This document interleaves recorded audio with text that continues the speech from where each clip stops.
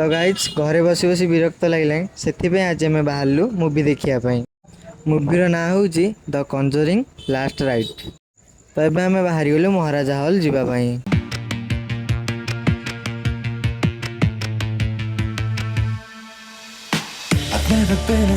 तो आम ए आचार्य विहार छकरे पहुँची सारीचु।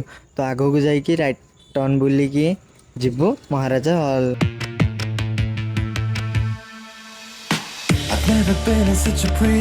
जीवा रास्तार पड़ जाता गोटे सेकेंड हैंड बाइक शोरूम।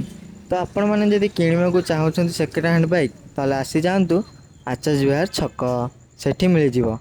तो आम ए बाणी विहार महाराजा हॉल पहुँची गलु। तो आगो को जाई आम ए टिकेट काउंटर रे टिकेट काटी बाहर को मुवी देखापी।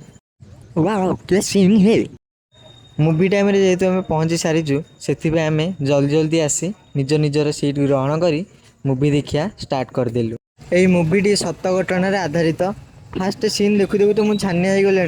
तो आगू को अच्छी कौन हम मोर मु भावुची एटा तो ट्रेलर एबे तो सिनेमाटा स्टार्ट हैला।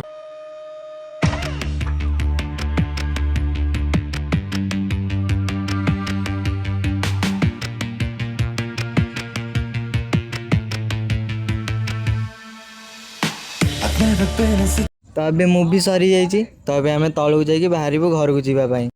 तो ये हूँ महाराजा थिएटर हॉल।